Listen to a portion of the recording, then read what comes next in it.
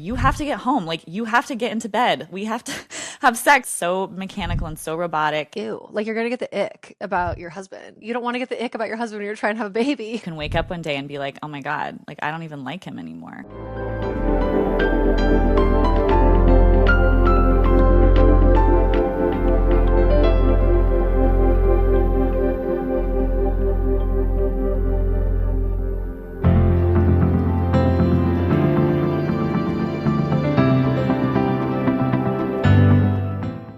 Welcome back to Healthy as a Mother. I'm your co-host, Dr. Leah Gordon, and this is the show for becoming and being a mother, where Dr. Morgan and I share the natural women's health and motherhood guidance you've been looking for through a fresh, functional, and balanced lens. In today's episode, we're talking all about relationships while trying to conceive. We talk about the complexity of the dynamics that can happen when you start that journey, whether you begin the process in a really good place or on rocky ground, how month after month of negative pregnancy tests can just shift and erode a relationship, what the different archetypes of relationships can be, the stuff that it brings to the surface. And I talk about what you can actually do to shift that polarity and the dynamic that can exist, and what actionable steps you can give your partner and that you can do yourself so that you can arrive on the other side with a stronger, better, more loving relationships, just like my husband and I did after 10 years of trying to create our family, 6 of which were trying to conceive. And it's a process, it's a journey, but this is a really good episode, so enjoy. Okay, welcome back, everybody. We are going to be talking, well, not we, Leah is going to be telling us about the complex dynamics that can happen between you and your partner when you're trying to conceive, and how to maintain a really good relationship through that, with understanding what is happening, what are the dynamics. Sometimes, we feel things, but we're not acknowledging all of the complexity that's going into it, or the fact that it's normal and that, like, most people are experiencing some level of those feelings, since not a lot of people talk about it. But we're here to tell you that this is a very common thing that can occur in a long trying to conceive journey. Here's some things to think about, some things that can help it, and just a lot of the nuance there, so that it maybe takes the shame out of it too. If you're feeling like we are the only people feeling this way during this process, it's like, no, it's just that this is common, and no one wants to talk about all the difficulties in your relationship when you're also having difficulty trying to conceive a baby, when that's all you really want. So let's go ahead and dive in. Yeah, it's such a complex topic, and relationships in general are complex. Sex life is complex, trying to conceive is complex, and then you throw it all together, and then you have two people's traumas, two people's experiences, two people's everything. And it can be so much harder than even just like your own journey as a woman, maybe navigating hormonal imbalance or whatever. It's just a very complex time. So let's break it down. This is something that there's many levels to a relationship that can become impacted by the trying to conceive journey. And I'm going to be speaking about some of them. And this is not an exhaustive list. I'm sure there are other parts and aspects that I'm going to be missing, where people are like, well, she didn't mention my experience. So just know that I'll be talking about a lot of things, but maybe not talking about every single experience that could possibly happen. But the first thing to talk about is, when we're trying to conceive, it involves having sex for the most part. If you are trying to conceive naturally and you're not doing any sort of, IUI or IVF, there is that part and piece. And there are two different situations I see of working with people, is that sometimes people go into the trying to conceive season very excited. They're very in love. They're very into each other. And then it just kind of, they start doing that more, right? And again, for the lucky couple, it happens quickly and easily, and that doesn't really disrupt anything. For the couple who has more struggle, even if it starts off well, this month after month process of grief and hope and waiting and disappointment and all of the things that start getting wrapped around sex and just what that means and not having a baby, it starts to wear on the relationship, even if it started well, right? Even if the love life started well, it starts to impact our libido, which we'll talk about. But then a lot of times I actually see couples going into the trying to conceive journey already kind of struggling in that department. They're already kind of like not that super intimately connected. Maybe they've been married for a while, or they both are working a lot. And so they're just kind of in their separate spaces. And so they're entering this already on a little bit of rocky ground.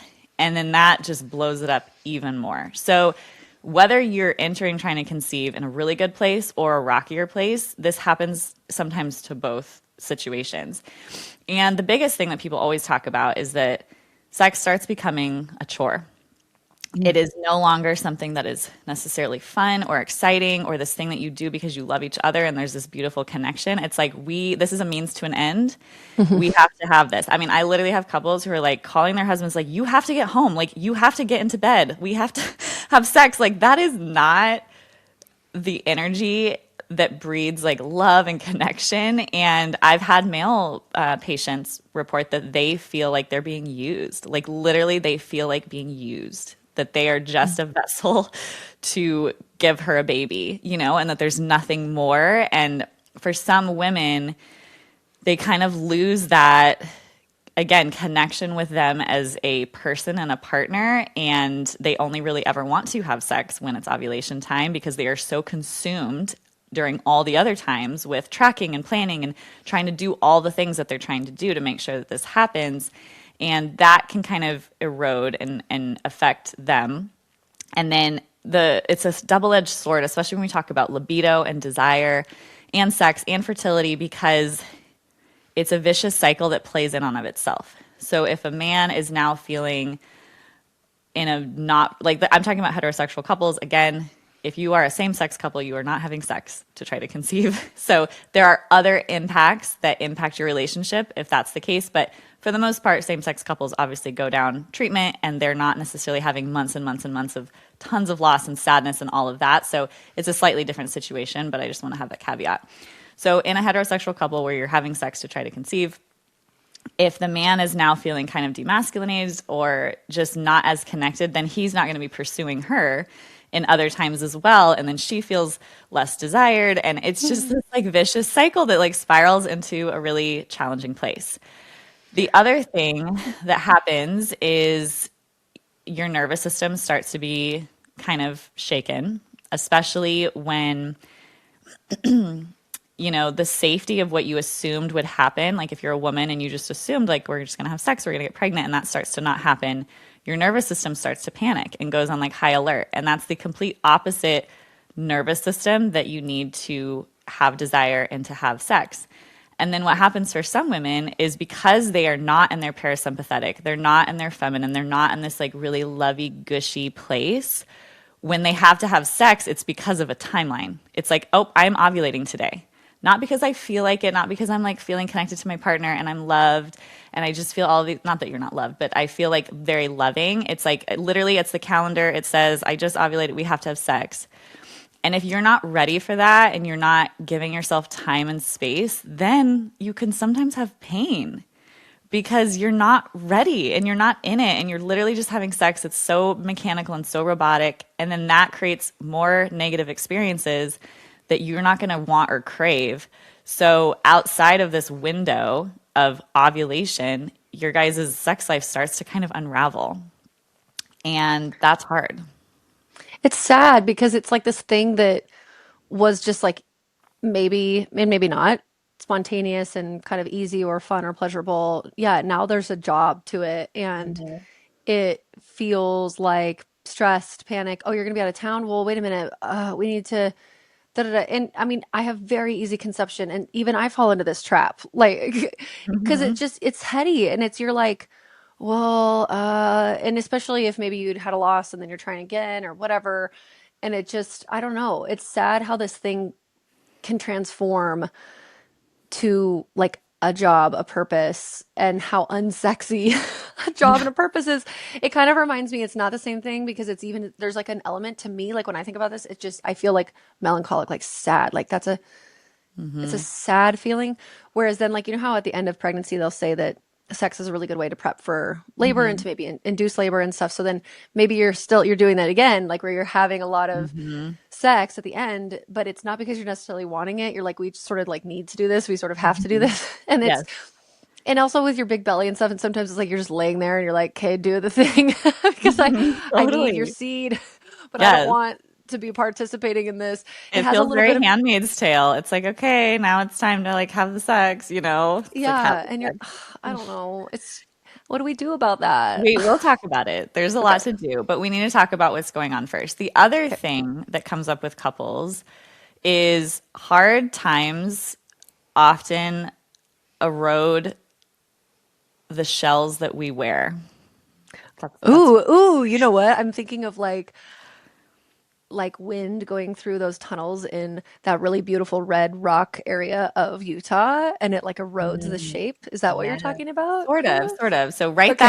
write that one down. You're my like real segment person, but hard times erode the shells that we wear. And what I mean by that is sometimes everyone has trauma. Everybody has, even if it's like little t trauma. Big T trauma is like something really catastrophic. Little t trauma is just like things happen, you know? We all have stuff. We have insecurities, we have baggage, we have things that bring from our childhood, from past experiences, past relationships. And there's this level that we can kind of keep that under wraps. We can kind of keep it under the surface, and it doesn't necessarily impact things, especially when times are good.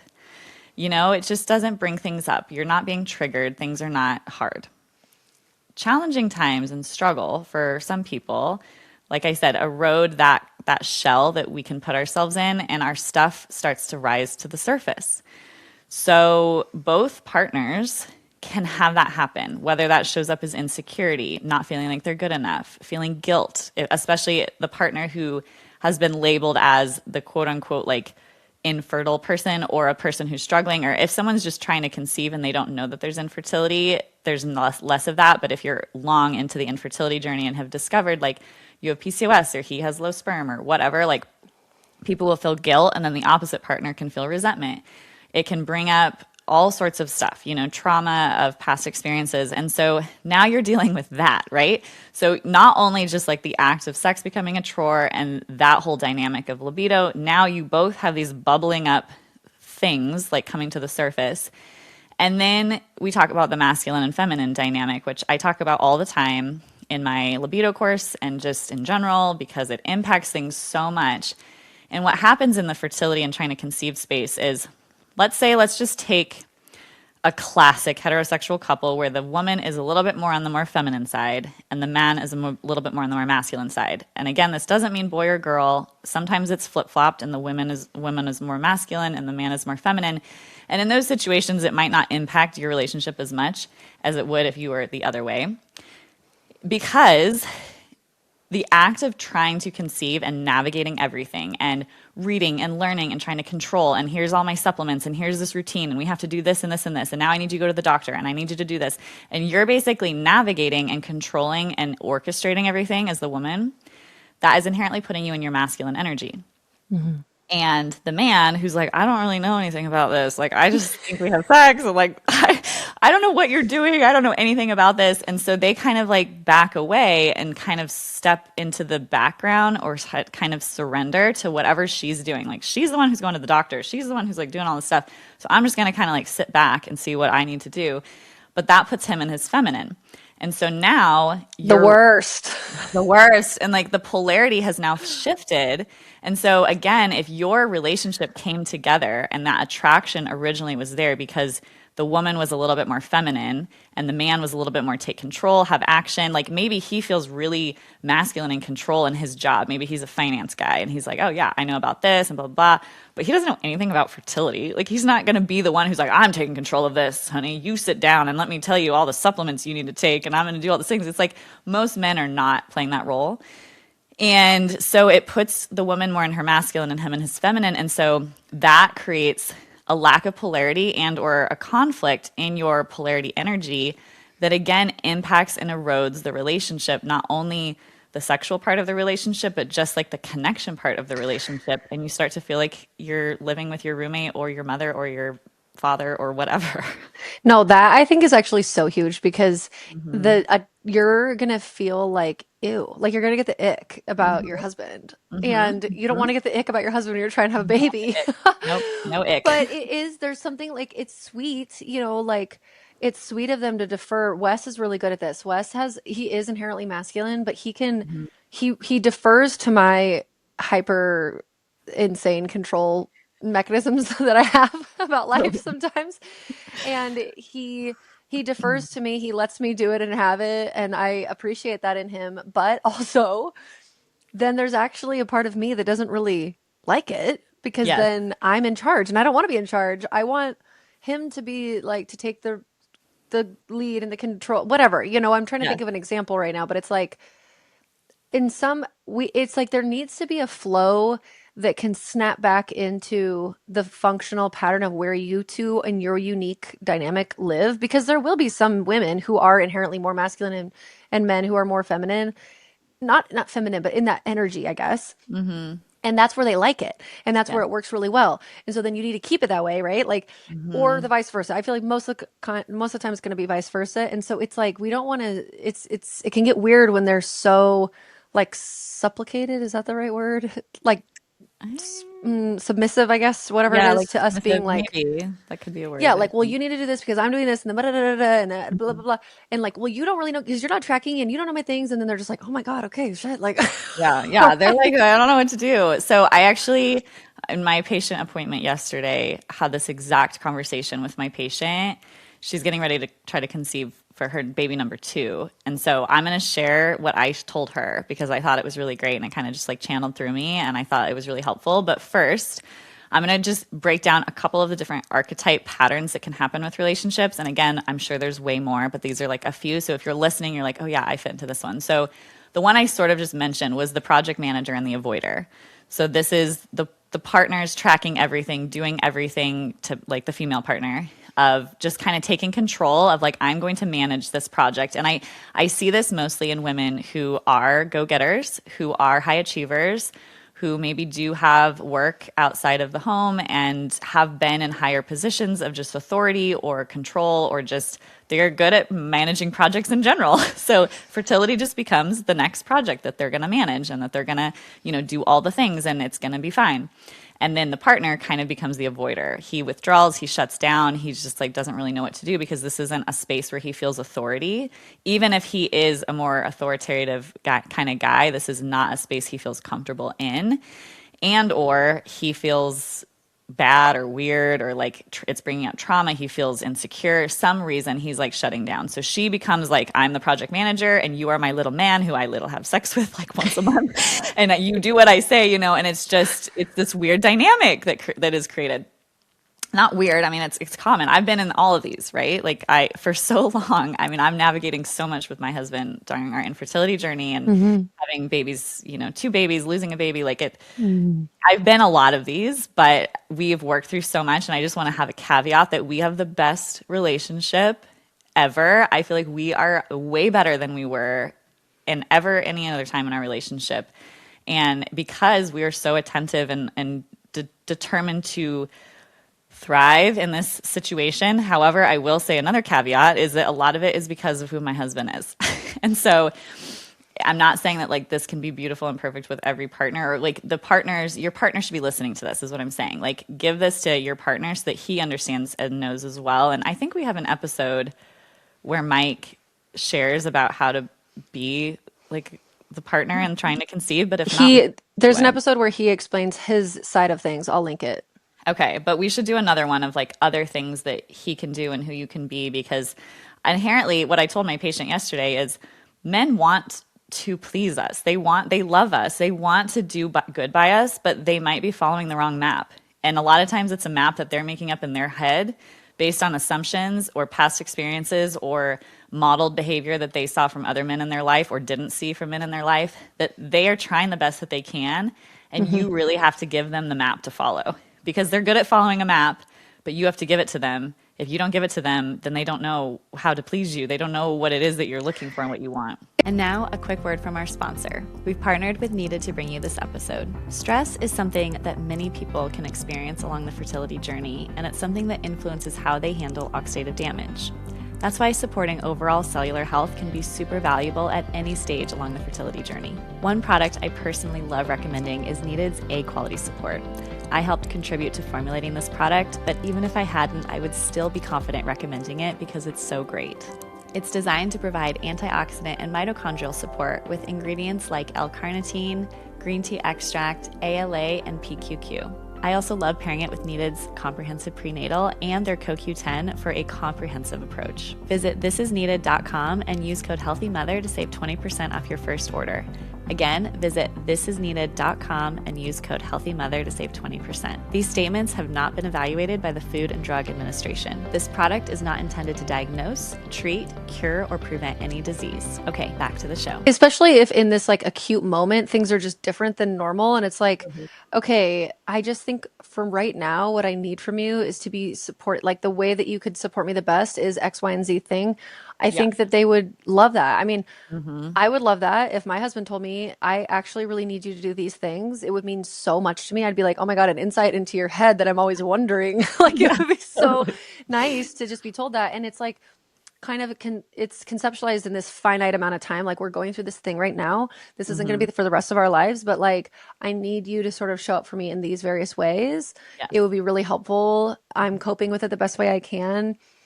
And then also obviously giving them space too. Like, how does this feel for you? What can I do for you? Like it's a two-way street.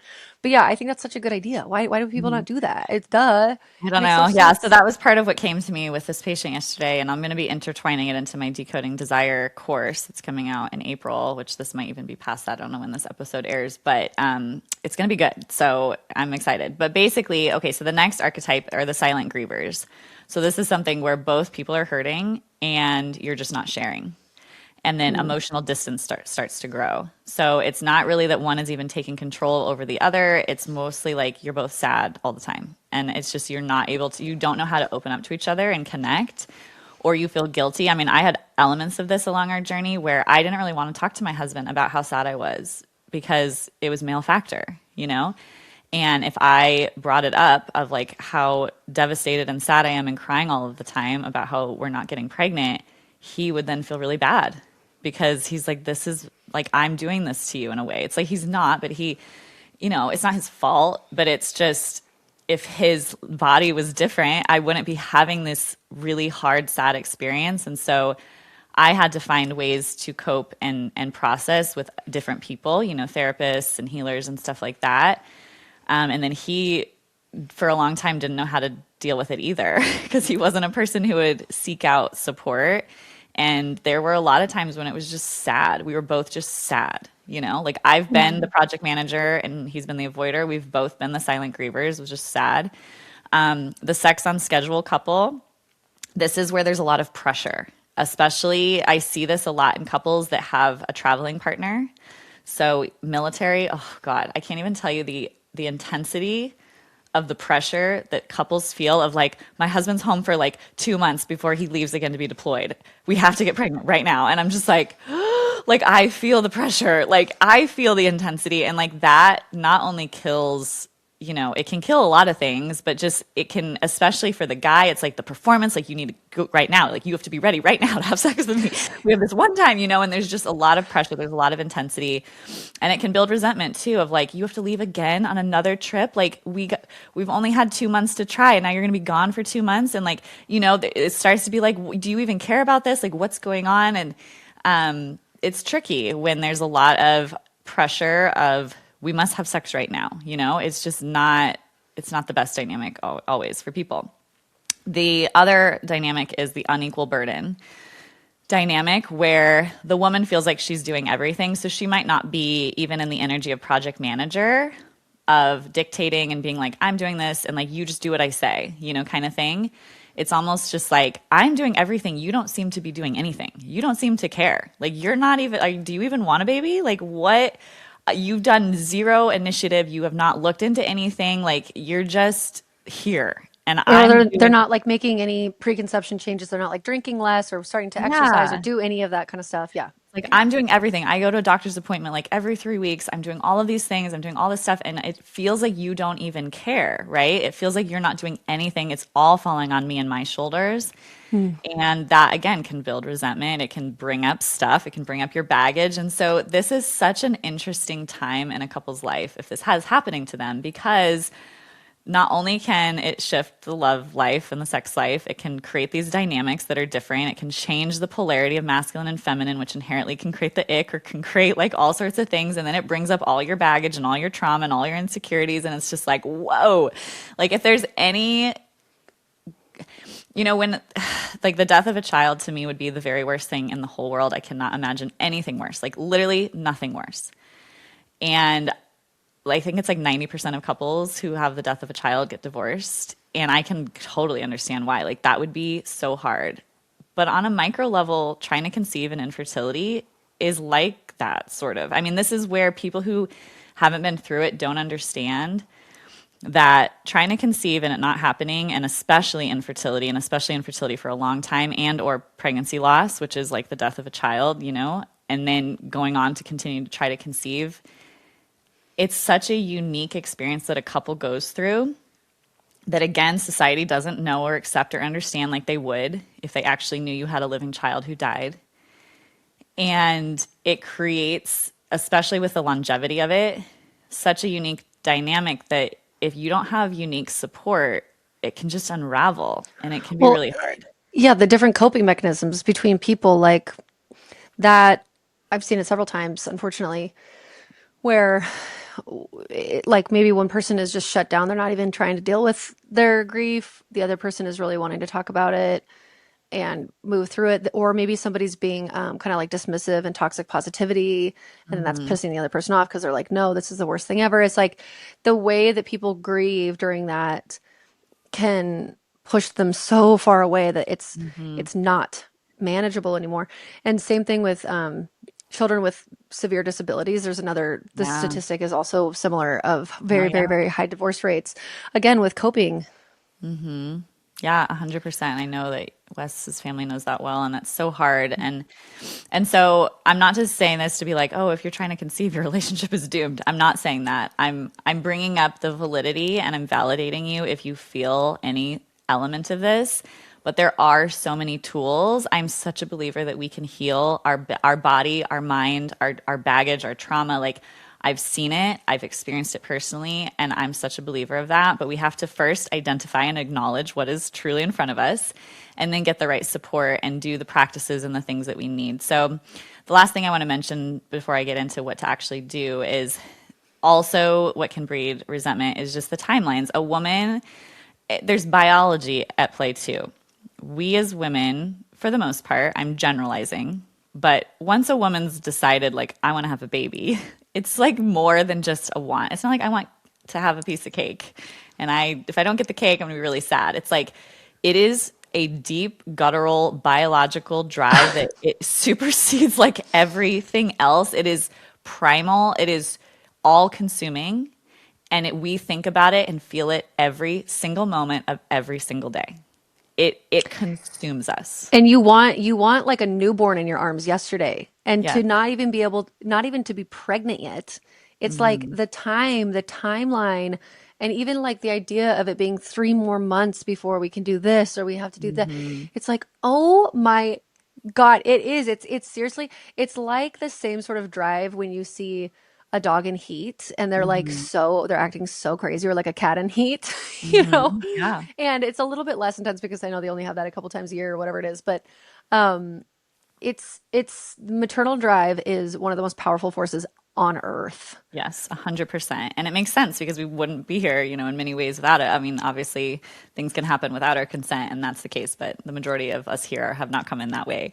And so that is what's tricky. And that what a man needs to understand and know, as I'm like kind of segueing into things, is that for a woman, almost every moment of every day are micro griefs.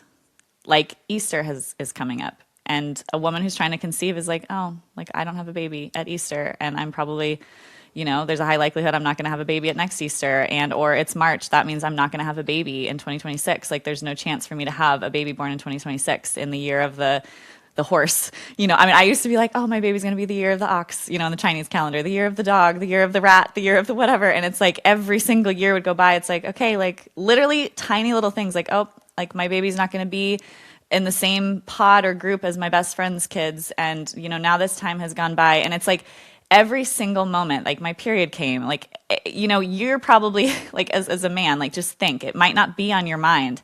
You had sex 2 weeks ago and you're just dinking around doing your thing, like thinking about whatever, am I going to have a smoothie or an egg for breakfast? And she comes out of the bathroom and she has her period. And it's like, the whole world is like crashing around her. And if you don't have that awareness, and if you're not understanding how to validate that she's just going through these micro griefs that are big griefs, like that's a huge grief, right? To like another month has passed where your period has come and you might not even know it because it's not like she got punched in the face and you're very obviously like, oh my God, are you hurt? What's wrong? Like, how can I help you? It's these silent things that we carry, and she just has to, go into the kitchen and make breakfast and like go to work or whatever and like just deal with it while she's like choking back tears, and every single thing that she imagined for her life is crashing around her. And if you, as her partner, either don't know or understand that and know how to show up for her in the way that she needs it, she's going to start resenting you.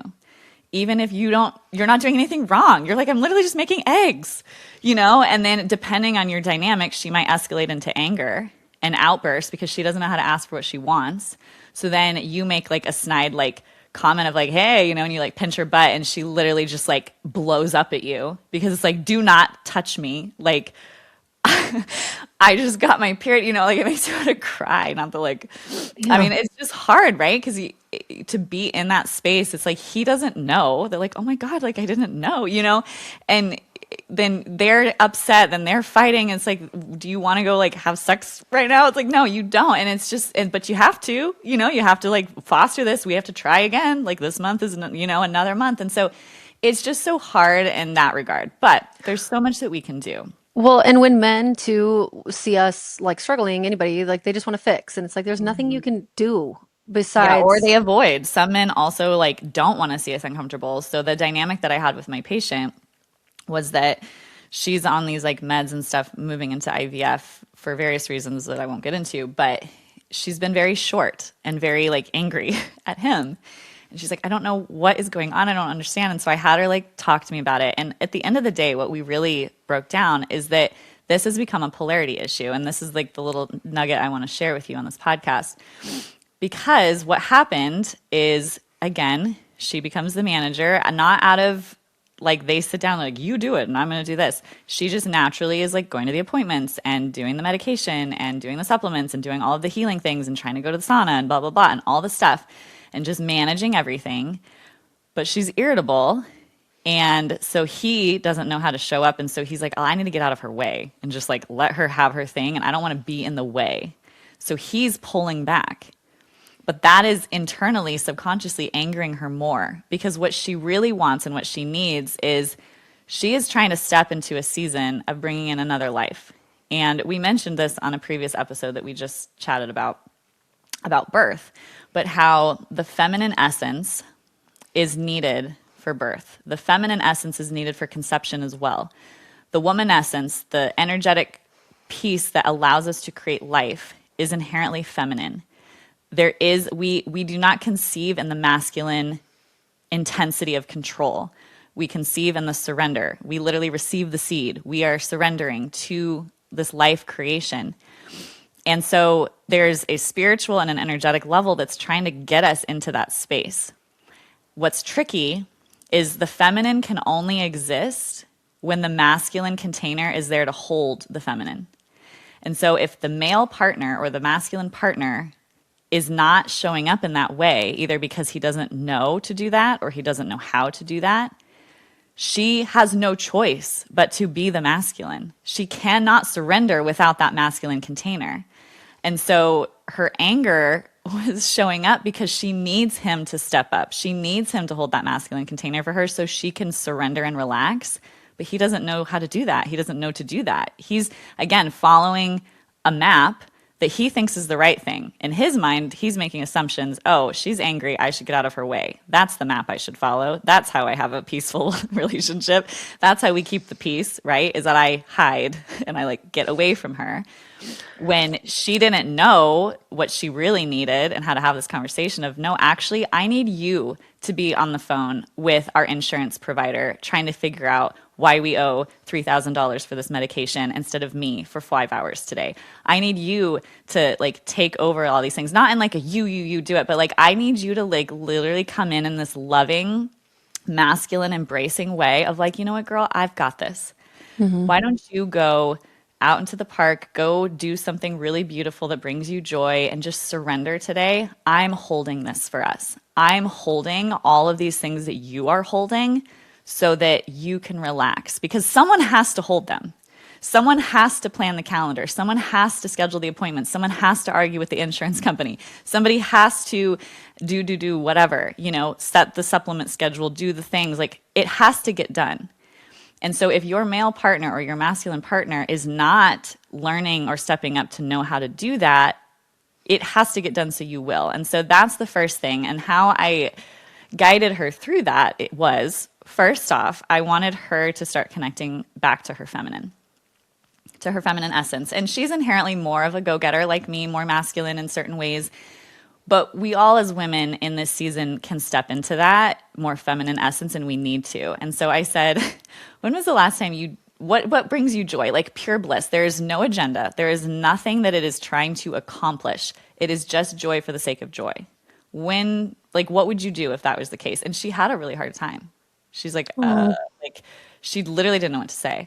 And so I was giving her examples. I was like, would you read a book, like a fiction book that has no thing? Would you go to a cafe or go to a restaurant on your own, walk the beach, like go to a museum, like meet with a friend? Like, what would you do if you had 3 hours alone, nothing around you? And keep in mind, she has a toddler. So it's like, it complicates things when you're having more kids. If you were the first time person, you maybe have a little bit more flexibility, but it's challenging. But it's like, you can't make those as excuses. What would you do? And so she really thought about it, and she told me, and she's like, I would go to a cafe, and I would go and learn something new, like maybe at a monument or a museum or something, and get a treat on the way home and do all this stuff. And I was like, beautiful. I want you to sit down and write out your ideal dream day of joy, right? Like something that you're like, wow, if I was on vacation, if I flew somewhere and I had no work, no agenda, I was just to do exactly what would make me happy, write that out. Right? Start to connect with that future version of yourself, that feminine version of yourself. This is the kind of work I do, again, in my dream life formula and stuff. But start to connect to that person.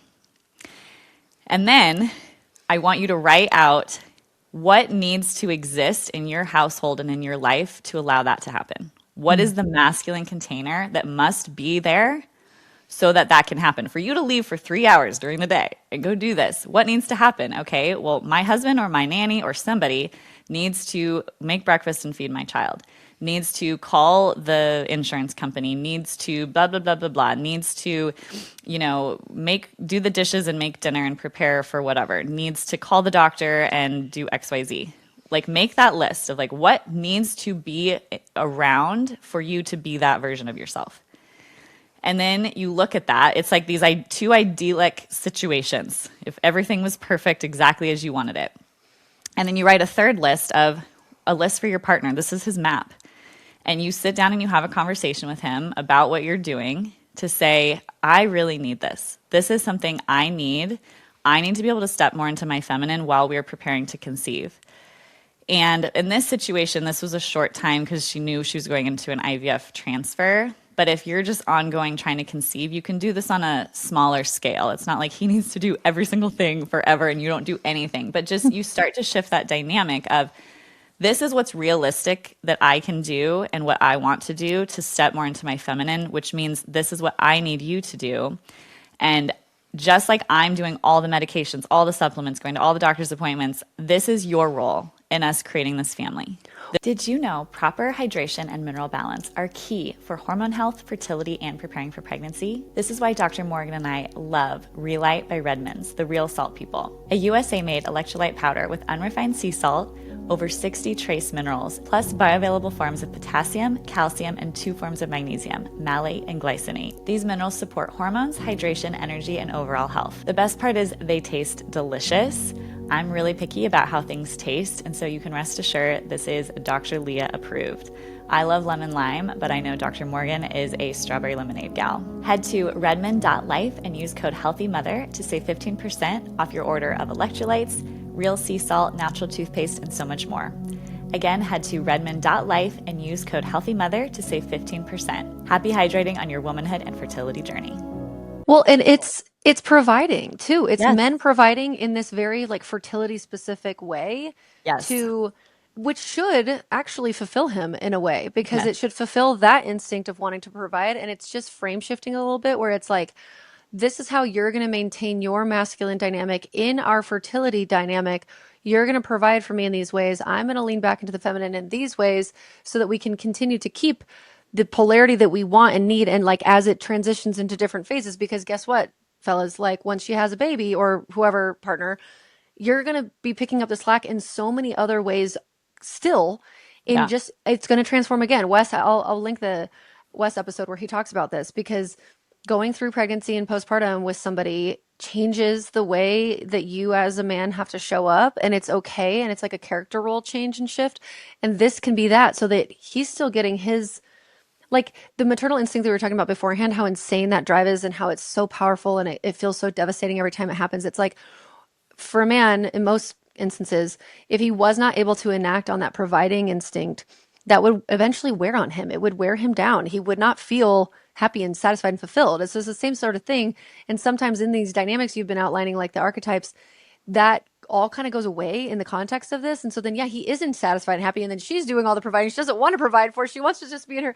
It's so funny. It's such a cycle that just becomes dysfunctional and needs to be set right. Like the sails Yeah. of the ship just set right. Yeah. And it's so interesting because in this situation, I understand that act of like writing it all down and kind of giving him the map feels kind of masculine, but it's what is required. Again, it's the masculine container that is required for you to be able to step into your feminine.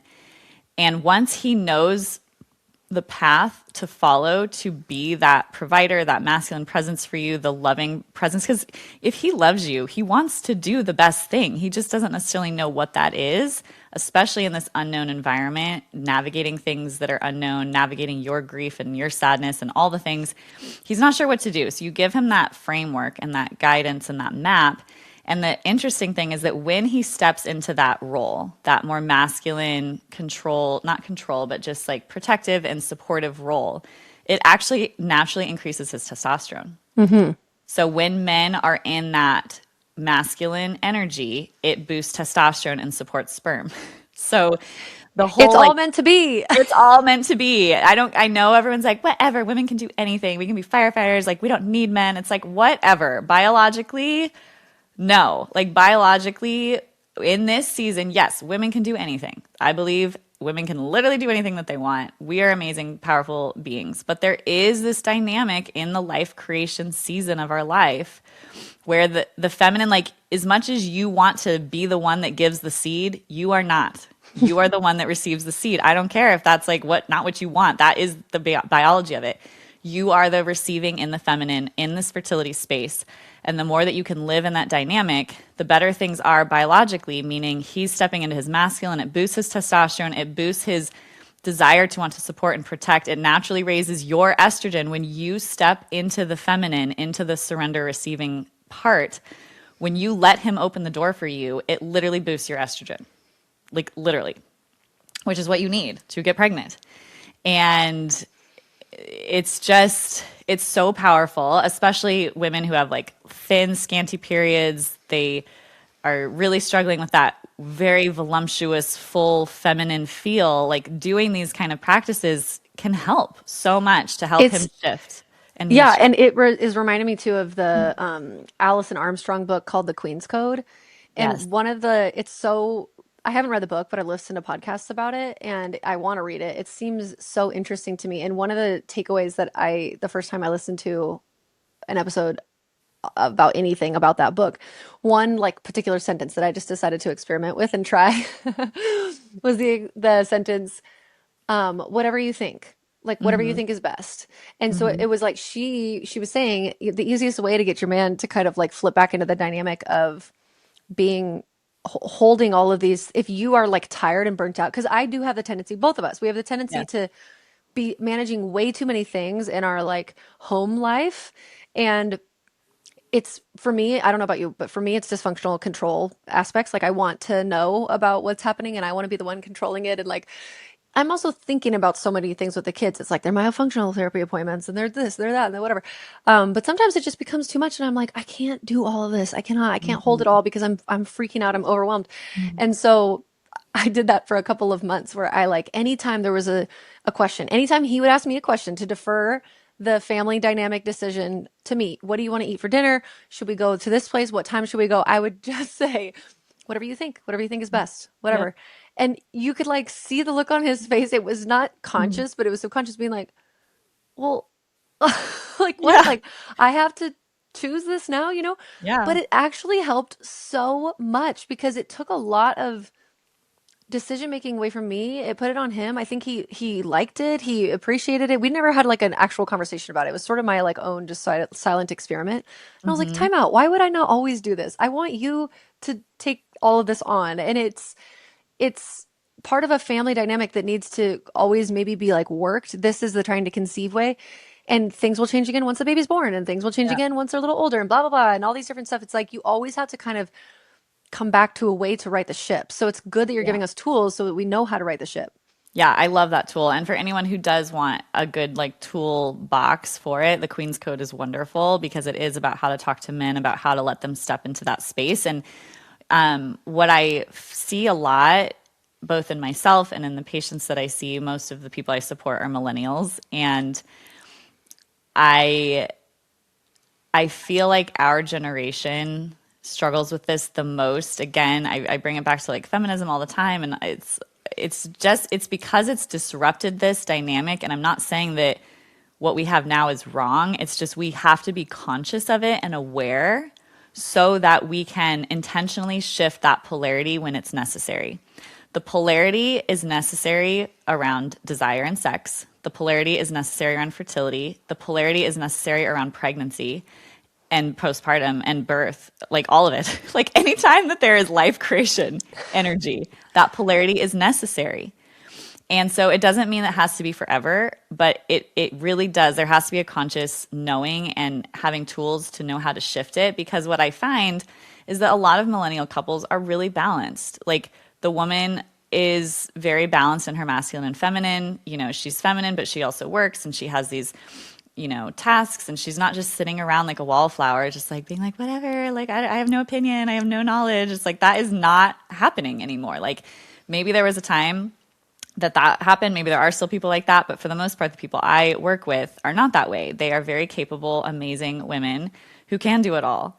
And the men are also more balanced, but they're afraid to step into their masculine because they've been shamed by society, the Me Too movement. They don't know how to behave. They're like, women should be able to do everything. The chivalry of like our society has not been valued as much. So men don't open the doors. They don't take charge. They think that they're, you know, being too aggressive, or like men don't know what to do. And if they don't have a good role model in their family or in their society or their like small community, it is confusing of like, where's the line? When am I being too much? And when is this supportive? When is this healthy? When is this toxic? Like We're they don't know. we're always talking about this in context of the spicy books that we like to read, Yes, because it's totally. like they need to read those to be like, this is actually what women want. We actually Yeah. want you to like, I mean, not, I'm not speaking for every woman here, but it's like there is a fine line between being dominating and masculine in a sexual dynamic that way, and then they probably feel like rapey. And it's Yeah, like, no, totally. Well, and you know what it's I've not like noticed? that. What I've noticed in the books that we read sometimes, which people can have all of their own opinions about whatever. I'll have a whole conversation about it. That's a whole other can of worms to unpack. But what I've noticed when there is any sort of dominating type relationship where it's a healthy form of masculine energy, like I'm going to pick you up and put you on the counter and kiss you. Like I'm not going The to wait for best. you. It's the The best. That's best. masculine energy. But I've noticed that sometimes when there is that dominating relationship, some authors will have another character who is showing the example of the archetype of toxic masculinity. Yes. So Where, you can and then she's, see. yes. And so, like, I'm thinking of one book in particular where it's like the character is interacting with this man and he's also being controlling, but she is in dominating in an icky way where it's like, you are scary, you are icky, this is not good, I am not like liking this, this is not safe. And it shows the difference. And for obviously when you can be in those nuances and understand, it's very clear of like, oh yeah, these men both are dominating and masculine, but one is toxic and one is empowered and like more of like I don't know how you describe Like it. Just loving. They're still loving. yes, It's it's like like a they, healthy, loving masculine, and this is toxic because when people don't understand that nuance, they think, oh, a man who takes charge and is controlling is, misogynistic or is a dick, yeah, or rapey or whatever. And it's like, no, there is a difference. And so men, I And think, we more than want anything, that, not the totally, misogynistic, rapey one. We want yes, the one where they're like grabbing your hips and pulling you around and yeah, or moving you around and making you do stuff. like the best thing a man can do is like, hey, honey, I scheduled a date night for us on Friday. I'm gonna, come over. I mean, this is like if you live together, like I'm gonna take you out to dinner at 6. I'm excited.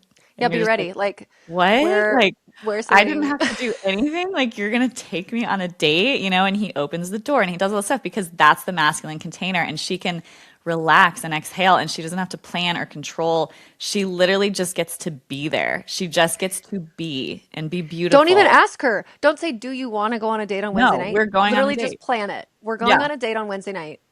I I took care of the babysitter. I took care of everything. You don't have to think about anything. Yeah. Because how often is that the case nowadays in modern society? It's not because it's like there's kids and there's sports and there's baby childcare and there's blah, blah, blah. It's very difficult. I get it. It's super complex and it's still possible. And Yes. usually it's if it's going to happen, it's preceded by a conversation with the both of them, which is fine. But how Mhm. nice would it be to just have him like step into that role where you're like, wow, and it's not controlling and it's not weird. It's like gosh, I don't know. Just read Fourth Wing and then you'll see. Yeah. It's so good. And so this is like, I honestly, I don't want to put it all on the men, but that is the masculine. So when I talk about desire and libido, so much of it is actually, it should be on the man. And the woman is the one who comes to try to learn. The woman is the one who's trying to figure it out because she wants the thing, like she wants the baby. But at the end of the day, what we really need is a course or a support for the man and what he needs to do because inherently it has to come from him, but we have to teach him. So there has to be this piece. So at the end of the day, involving your partner in this conversation is first and foremost. And, what I would say step by step is create this identity of you. Like if polarity feels like it's a part of it, do what I explained, highlight the identity of what your life would be like to have this like beautiful feminine energy. I have a whole course on fertile feminine energy in my membership, but basically what that would look like, what he would need to do, what the container would need to look like for that to become a possibility in logistical terms, and then his map of what to do. Have the conversation with him about this. Teach him about masculine and feminine energy and how you really need him to step into that place and really come up with logistical things of, okay, things are going to be looking a little different, but I need you to, in this season, take over dealing with our insurance company. Like, I don't want to do that anymore. I need that to be you. Or I need you to manage the calendar. Like, we're going to have a shared calendar and I will input the things that I need to, but I want you to be the one that calls if you have kids, like the soccer team, and figure out when practices are and blah, blah, blah. Like these are roles that women have always been thrown into, but it's like, why? Like and I was telling my patient, I'm like, it's not that you're not doing anything. I want you to lean further into playing with your son and being the nurturer and like cooking muffins and doing these things that are more like feminine essence because he's doing the dishes and cooking while she is like managing the insurance. And it's like, flip those roles, like just for this time, flip them. And what I told her, I was like, this is so hard because in modern society, what makes a father, so this is like for a couple that's maybe trying to conceive a second time, but just in general, if you are a first time mom trying to conceive, if you have been attracted to your partner because he would make a good dad and a good husband, a lot of times those attributes that we attribute to that are things like he does the dishes, he cleans, he cooks, he like does all of these things kind of like a woman does. Like my husband's like that. But that is more inherently like feminine, which is fine and great. It's like the things that make him a good father. He's so nurturing, he's so loving. You can fall into those dynamics where he now becomes more of that and you are now the masculine energy controlling and managing all the schedules and all the things and then the kind of roles flip and reverse. And so you just have to be aware of it. You can both exist doing both of those things, but just knowing and understanding in these little ways. So like what you said, deferring to him, having these date night experiences where there is no baby communication. Like a date night where you have a rule. We are not talking about getting pregnant. We are not talking about the baby. We're not talking about anything fertility related. We are connecting with each other with just ourselves and asking him ahead of time, can you please step more into the masculine role? What that looks like, literally, men need it written down. What that looks like is the following. You plan the date. Where it is, you just tell me when it is. You open the door for me. You do all of these things, and I'm going to just sit back and like be this beautiful, amazing feminine essence, and we are going to connect, right? Just that It, protect that polarity. it reminds me of the reels. This is 100% me. I'm sure it's you too. I actually know it's you too. Like whenever I go anywhere with my husband on a trip or vacation, I don't know anything that's going on. I don't know Oh, I what love time our it. flights are. I don't know where we're going. I don't know if we have a layover. I don't know. Like we went to San Francisco in the fall for literally 24 hours, not even. I think it was like 22 hours, and it was so much fun. We had the best time. But I remember being like, we had to navigate the BART. Well, he had to navigate the BART. And I was just like looking around at this kind of sketch area that we were at in San Francisco. And I was like, if you were just to like disappear, poof, gone, I don't know the first thing that I would do. Like, totally, like, I am completely lost and turned around. I don't remember where we're even going, but I Hmm. love that feeling, Yes. and there needs to be more of that. It is, I have to say, like, Wes and I are very 50-50 in this sometimes because of the way that we just are both always home around the kids, and we Yep. have our kids home a lot because they don't go to public school. And so then it's like, we do kind of bounce back and forth with these tasks, but it does feel so good when it's like, no, your job is like this providing outside thing and with like protection, and like you're dealing with all these different tasks and roles, and like obviously this is very gender role society whatever, but it's going to Hmm. work best in your house with whatever it looks like in your house, okay? Hmm. And then I'm doing like these things over here and da da da, but I feel it so clearly when it gets to be too much, when I get anxious and overwhelmed, and then I about whatever. And then I get more controlling, and then I push him away from his role in the dynamics because I'm like, nope, you know what? You're not going to do it as well as I am. I'm going to do it instead. And then I'm kind of resentful for him. He's more Yep. feminine. I'm like not attracted. I'm annoyed. I'm mad. And Hmm. then I'm more anxious and I'm more overwhelmed. And it's just like, Yes.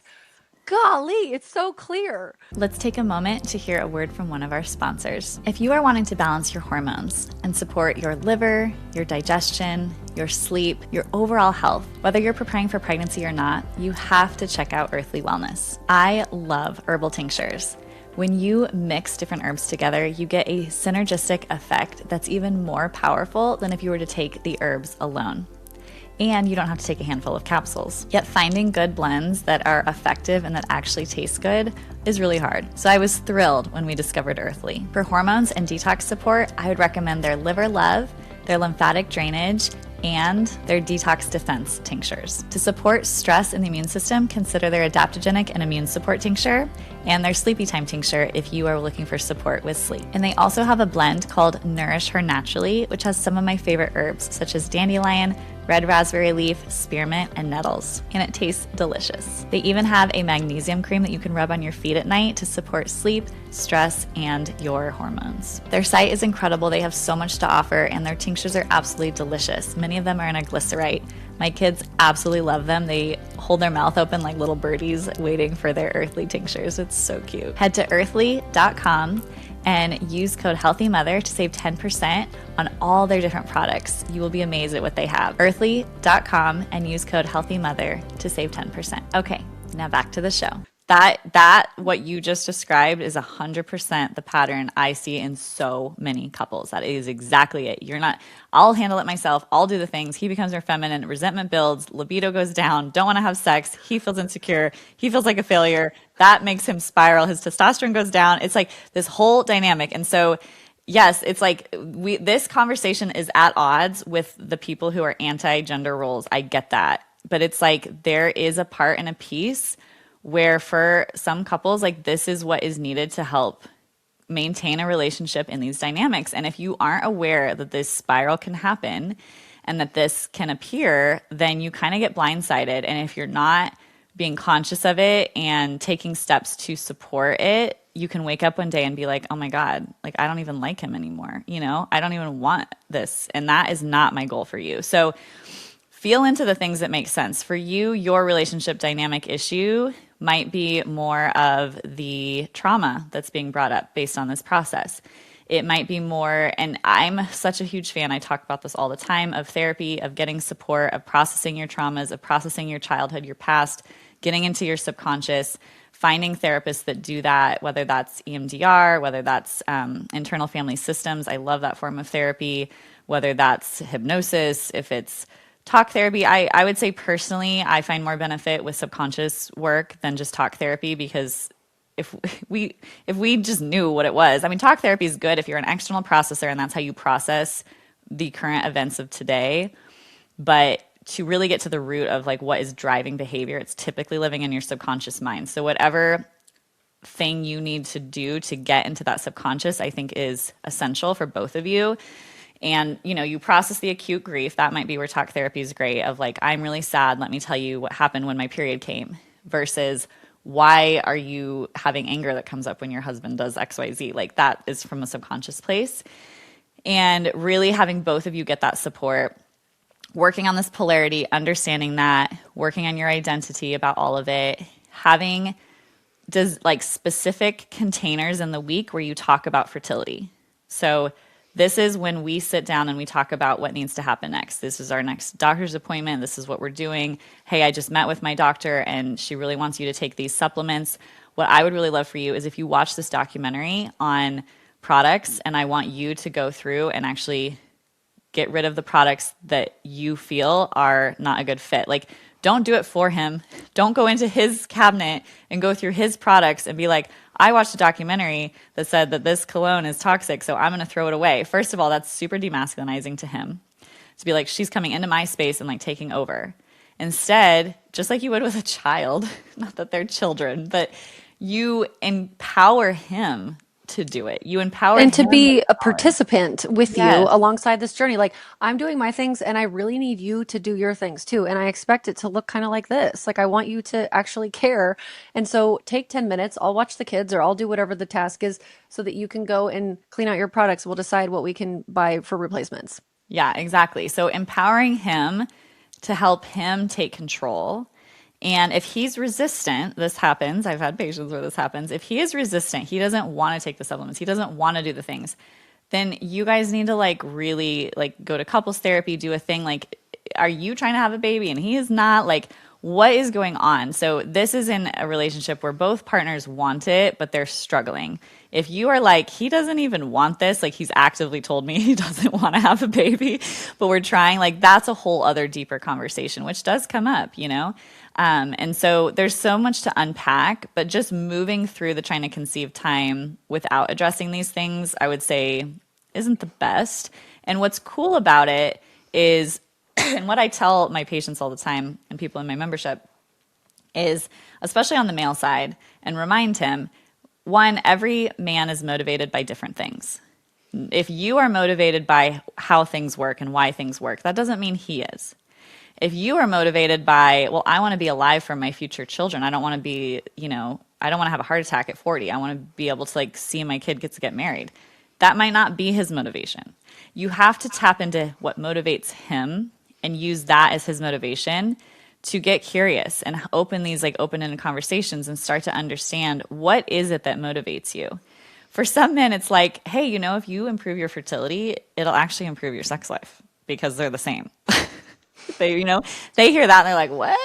Like, you're saying if I have higher testosterone that helps my sperm, that actually helps my libido, and or that helps my energy. I can work out better. I can like have more drive and feel better in my life. So for them, they're not always motivated by like the conception of the baby, and they might not realize that the work that they do and every single thing that they do does not only just help result in a conception, but it changes their entire health trajectory. And so they're not just being motivated so that you can get pregnant and have a baby, but it's helping you have a healthy family, but also he will be healthier in that regard. And so there's just so many angles that you can take and bring in to help get him on track so that he wants to do the dishes, right? Like that's a quote from a movie people might know with Vince Vaughn. But you basically are trying to empower him with that and have these open conversations, get to the root of what is blocking and what is getting in the way, and doing some of these exercises and practices to protect that polarity and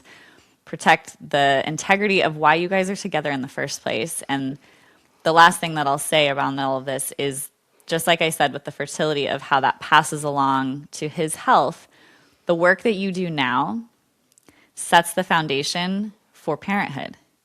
And if someone doesn't have a trying to conceive journey that is a struggle, a lot of times this stuff shows up once the baby's around and once you're in parenthood and you're having the same dynamic of maybe he doesn't know how to follow the map to step up and be that masculine container for you when you're breastfeeding, and he expects you to do everything when you're trying to take care of a baby, and that then creates anger and resentment and tension.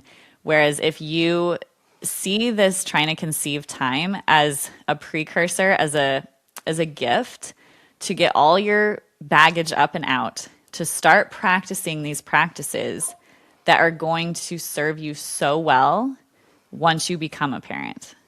And I know that that was the case for Mike and I, that parenthood is really not that hard for us. It's just really not. We just don't have a lot of obstacles or issues, and then we don't really have to deal with like yelling around our kids or dealing with stuff. I mean, our kids don't really have that many tantrums because we don't really have tantrums. We don't get upset. Like, we had our stuff in the trying to conceive time. We worked through so much of it. Our communication skills, our baggage, our insecurities, the things that were really hard. We had this beautiful gift of 6 years, plus to work through this. And so I would see it as a positive of like, how can this be this vehicle of growth for our relationship so that we come out of this stronger, better, more empowered, better parents, better people, healthier people. And it's just not always a bad thing, Yeah, there's always like some way that we can look at it with a silver lining too, although it's hard at the moment. Yeah, totally. Okay, awesome. Wow. Well, thank you for laying all of that out. And I hope you guys learned a lot, because I think it is not just in this one dynamic. It's something that can be extrapolated out into a lot of different ways. And also, you're not alone. It does change so many things in a long infertility journey, even in a short one, even if it's a very short period of time too, to understand that it's not just you and your partner. It's happening to a lot of people. Not everybody, but you're not alone, and there's like actual practical things we can do to work on it too. Yeah, amazing. Thank you. Thank you. If your heart aches for a baby, whether you're dreaming of motherhood someday or you're already on the path and it hasn't been going as you imagined, I want you to know that you do not have to do this alone. Consider joining me inside of my Womanhood Wellness membership. You get a custom blueprint unique to your woman essence type, which is where you are right now on the journey. You have access to all of my courses and content, which includes how to boost egg and sperm quality, the energetics of fertility, investigating fertility, optimizing IVF if that's a path you have to go down, navigating pregnancy loss. I have my Essential Foundations course where you learn all the things that you really need to know to have a thriving hormonal and fertility system. You learn the hormone handbook, where I dive deep into all the different hormonal imbalances and what you can do naturally to rebalance them. I have deep dive courses on vaginal microbiome and detoxing, on mindset. I give you my natural medicine protocols. You have the ability to order labs on your own. You get discounts on supplements and other products. I have organized the community by your season. So if you are breaking up with birth control, you can jump in a chat with women in that exact same season. If you are trying to conceive, or if you are going through pregnancy loss or infertility or IVF or low libido, there is a group of women who are going through the same thing. We also have full community areas like our breakfast club, where every Monday we share what we're having for breakfast to inspire each other, and our daily flow, where we connect as a collective community and do challenges and learn from each other in that way. On top of all of that, I do a monthly live Q&A where you can bring your questions, and they're always recorded so you can listen if you can't make them live. And then I have various calls with other practitioners like Sadie, our amazing personal development coach, and so many others, where you will be able to receive healing and learn other perspectives. Being a member inside Womanhood Wellness also gives you discounts to join my upcoming immersions. Take around 22 women for a month to dive deep into a specific topic, like decoding desire, or building your dream life, or navigating painful periods, or navigating unexplained infertility. This is the place that you want to be if you want to know all of the natural root cause and supportive measures that you can take to optimize your womanhood journey and your path to and through motherhood. Head to womanhoodwellness.com and use code PODCAST to save 20% off your first month. I can't wait to see you inside.